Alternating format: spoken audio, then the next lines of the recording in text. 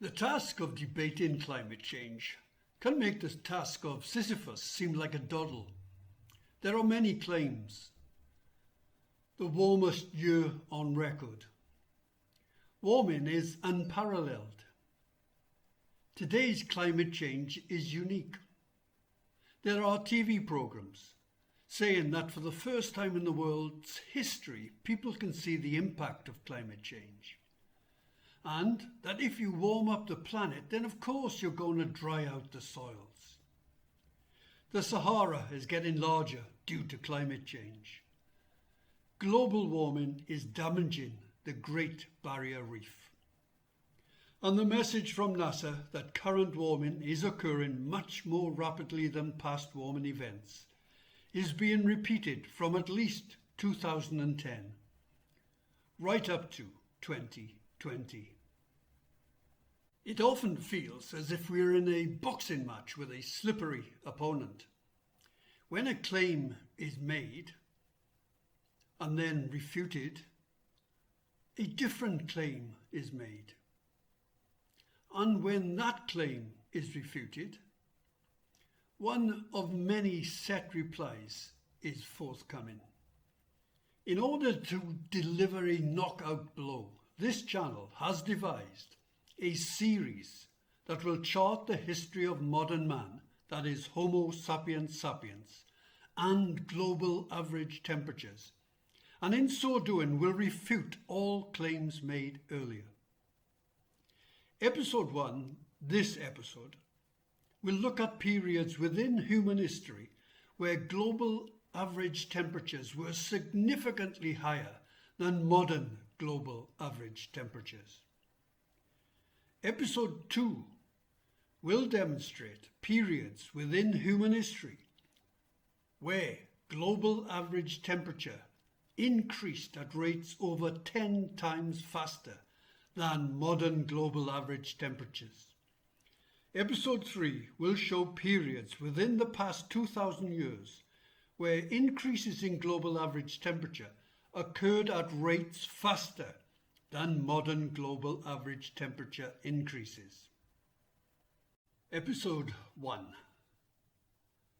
We will use these chronological periods to structure the discussion.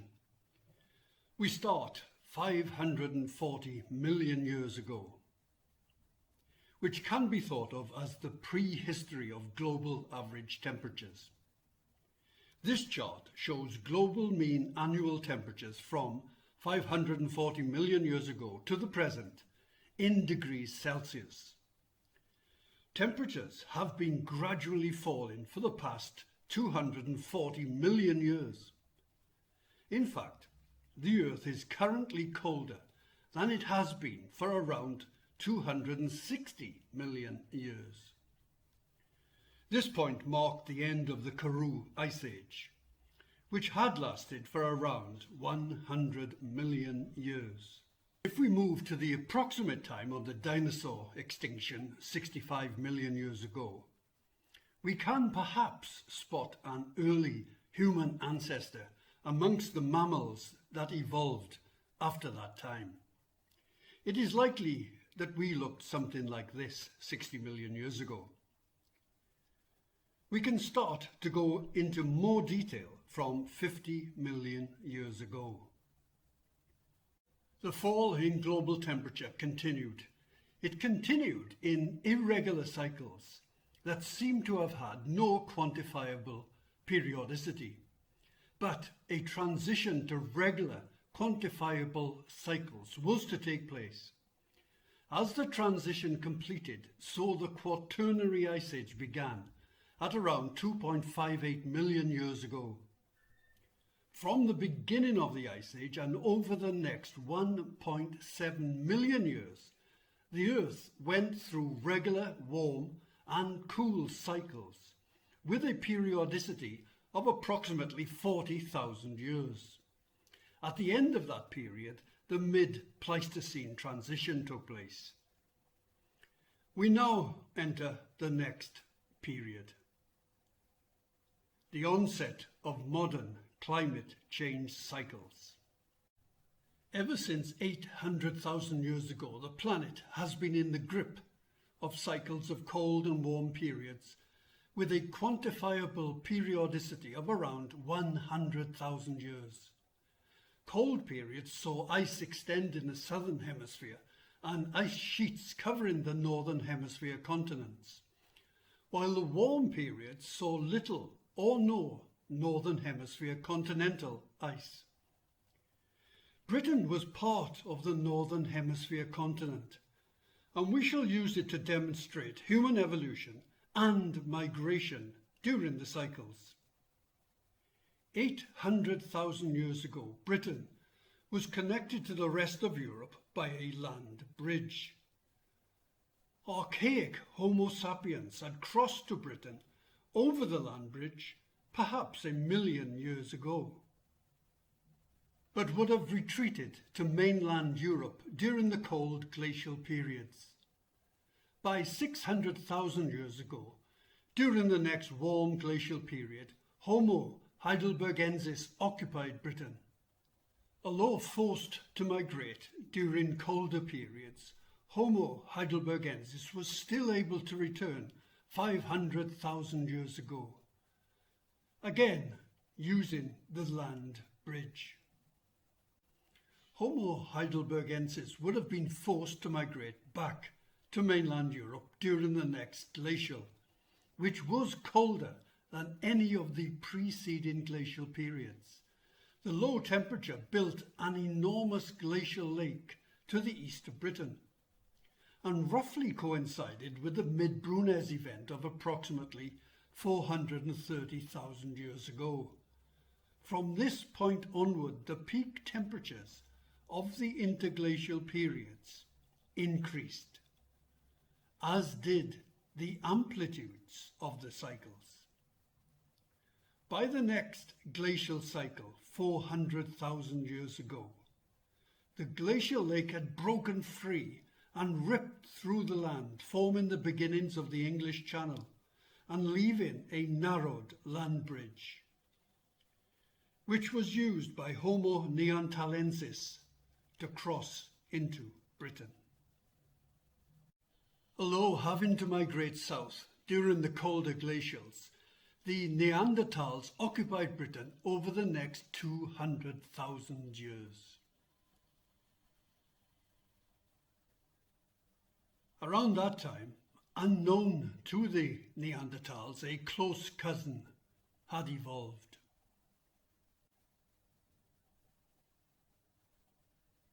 Modern humans, that is Homo sapiens sapiens, is thought to have evolved in Africa around 200,000 years ago.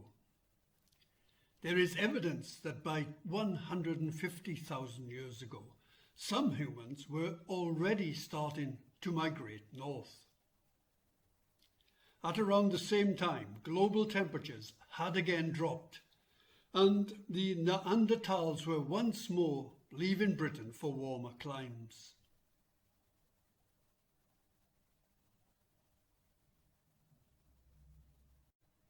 We arrive at one of the critical periods in our journey. To give a better perspective and ease of comparison, this chart will be adjusted so that instead of being relative to the last 1,000 years, it will be relative to the reference period 1960 to 1961. The difference is about 0.18 degrees Celsius. We can now focus in some detail on the last interglacial, known as MIS 5.5 or the Eemian. The Neanderthals faced an insurmountable challenge, and there is no record of them occupying Britain during that time. The challenge was the English Channel. It had fully formed as the sea levels rose. The global mean sea level, in fact, rose by about 5 to 8 meters, perhaps more. This close-up of the global average temperature anomalies from 128,000 years ago to 118,000 years ago is very revealing and demonstrates the increased temperatures that forced ice to melt which in turn caused the sea levels to rise. For the purposes of this video, a striking point is that for the entire 10,000 years, temperatures were above the 1961 to 1990 reference period.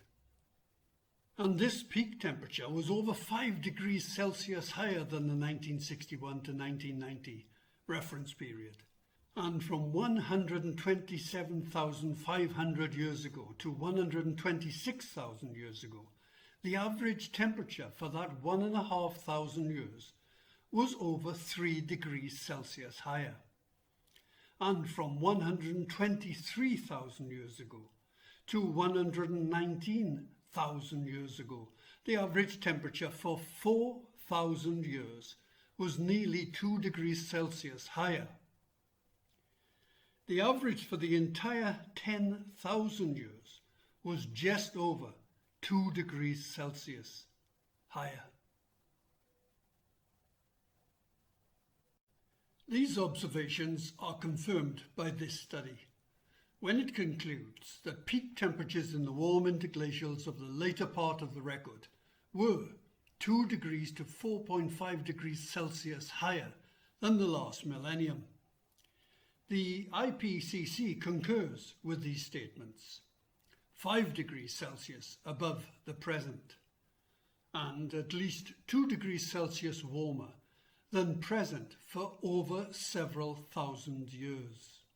With apologies for perhaps gilding the lily, but just to ensure the comparisons are well understood, we use the data from Hadkrut 4, which is the same reference period of 1961 to 1990. The highest temperature anomaly above that period was recorded in 2016 at 0.797 degrees Celsius. Returning to the Eocene interglacial period, the peak temperature then was 5.28 degrees Celsius above. Another peak was 3.59 degrees Celsius above. The average for the entire 10,000 years was 2.04 degrees above. This compares to the 2016 value. And how does it compare to the average temperature anomaly of the last 30 years, 1990 to 2019?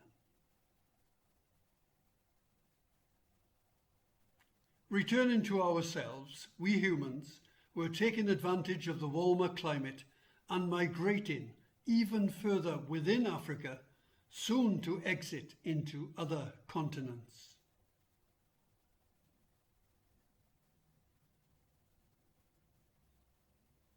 Following the warm Eocene interglacial, another glacial cycle set in.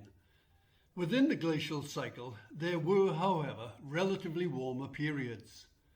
Around 90,000 years ago, the human migration out of Africa had crossed continents. A further relatively warm period arrived, and at around 40,000 years ago, Homo sapiens sapiens had spread to many corners of the world. We were at the doorsteps to Britain. Meanwhile, as the ice caps increased in size, sea levels dropped, and Britain was again connected to mainland Europe. Neanderthals crossed once more into Britain around 60,000 years ago. Homo sapiens sapiens joined the Neanderthals at around 40,000 years ago. But once more, the climate changed and temperatures dropped, forcing both out of Britain. The last glacial maximum lasted from around 27,000 years ago to around 19,000 years ago. Global temperatures were the lowest of the past 800,000 years, reflecting the increased amplitude of the glacial interglacial cycles following the Mid-Bruness event. Ice sheets probably reached their maximum extent around 23 to 27,000 years ago. There was a massive ice sheet in North America a large Eurasian ice sheet covering Britain, Ireland and Scandinavia, as well as Northern Europe, the Antarctic ice sheet, the Himalaya and Patagonia. Britain was uninhabitable, so was much of Europe. The population size possibly declined from about 330,000 people at 30,000 years ago to a minimum of 130,000 people at 23,000 years ago.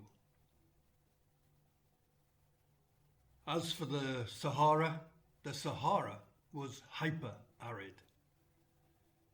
And the Great Barrier Reef, it did not exist. Sea levels were 120 meters lower than today around Australia. Sea levels started to rise as the temperatures increased after the termination of the last glacial maximum.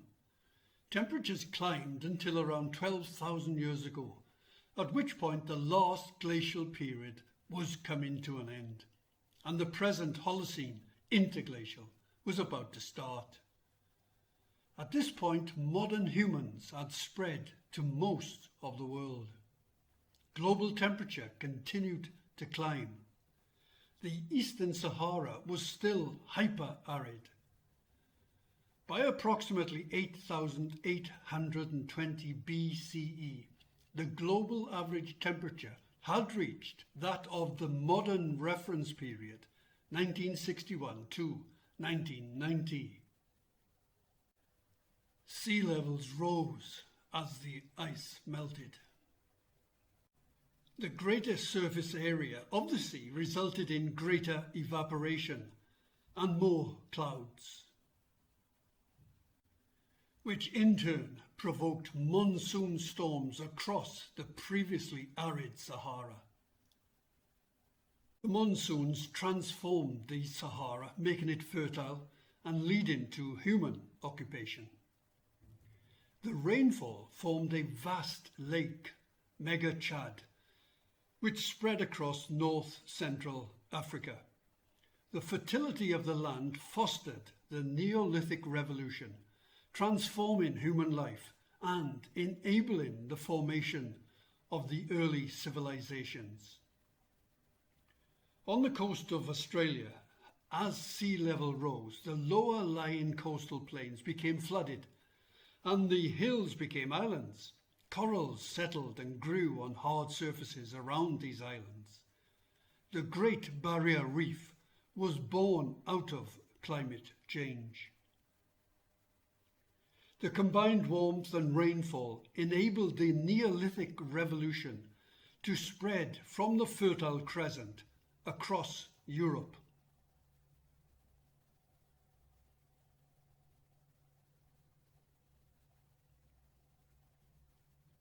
And Britain was much as it is today, separated from the rest of Europe by the English Channel. We are now at a point where I ask for your help in understanding the data presented, particularly with regard to the concepts of average and smoothing. We need understanding to put this claim into perspective, and in order to understand and verify this counterclaim, that for at least 4,000 years, from 7,000 BCE to 3,000 BCE, temperatures were frequently above the modern peak of 2016 anomaly of 0.797 degrees Celsius. Looking at the chart without understanding how it was constructed would leave you to believe that yes, average temperatures are above those of modern times, but the peak seems to be below that of the 2016 value. But the chart represents averages, which implies there were instances with values below and above those shown on the chart. As an example, we saw earlier with the Eemian period, where the average for the period was exceeded many times. The other consideration is smoothing. We will cover smoothing in much more detail in episode 3, but for now we note that smoothing produces the smooth lines you see here, which is quite unlike the actual annual jagged lines you see over shorter periods. If we look at the methodology employed by the market study, it has three salient features. It has a mean resolution of 120 years, so highs and lows within the 120 years are unlikely to be seen. Speaking very crudely, it constructs a set of averages from 73 different records. Averaging will again reduce the likelihood of identifying extremes of high and low. It then applies a standard smoothing technique of CRU-EIV, and this is the result. There is no criticism intended of the market study, but it is obvious that to detect high and low variations in temperature, it will be necessary to look at underlying non-smoothed data. So, we revert to the Epica data source for the period 5000 BCE to 2500 BCE. The 2016 anomaly is marked in red. There is a minimum of 8 periods where the 2016 so-called record temperature was exceeded. We can therefore confirm that temperatures were frequently above the modern peak 2016 anomaly of 0.797 degrees Celsius during this period alone. The IPCC comes begrudgingly close to agreeing when it states that for 4,000 years of the early to mid-Holocene, that is around 7,000 BCE to 3,000 BCE, temperatures were relatively warm, and in the summer in high northern latitudes were about 3 to 4 degrees Celsius above modern values. And even NASA and NOAA agree that in the mid-Holocene it was generally warmer in the northern hemisphere during summer, and sometimes in winter as well. We can conclude with a discussion between our protagonists. Let's go through the various claims made at the beginning. You warm up the planet, then of course you're going to dry out the soils. You must agree that statement is nonsense. The exact opposite happened early and mid-Holocene. The climate is far more complex than that simplistic statement suggests, as the IPCC would agree. This is a nice paper to read if you have time. The response is quite typical lazy media reporting.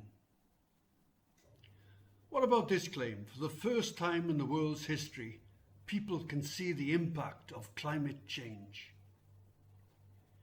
You must agree that statement is nonsense.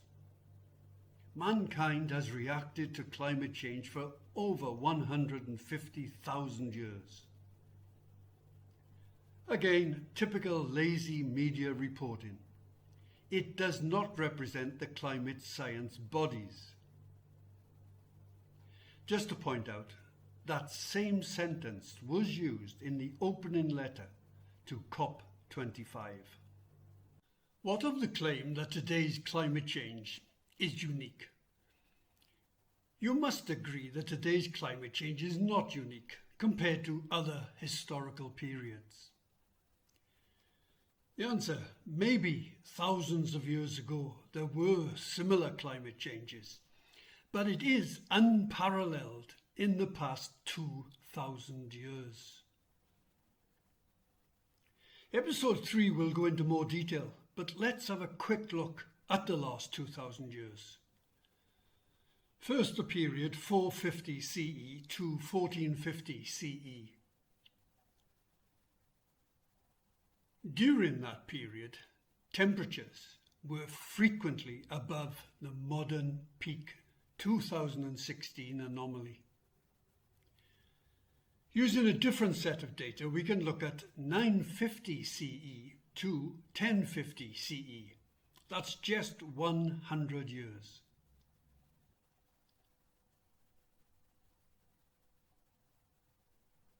The 2016 anomaly was exceeded over 7 separate periods in just 100 years.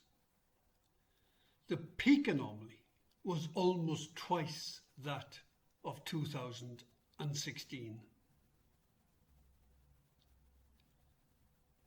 The Great Barrier Reef during that time managed to survive without too much trouble.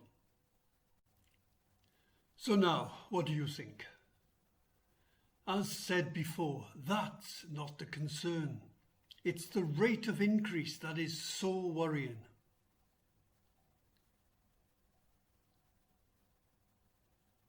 Episode 2 will cover that worry. Come in soon. But for now, in episode 1, while we have not been able to deliver a knockout, we have delivered a solid body blow and shown that there have been extended periods within human Homo sapiens sapiens history, stretching over thousands of years, where global average temperatures were significantly higher than modern global average temperatures.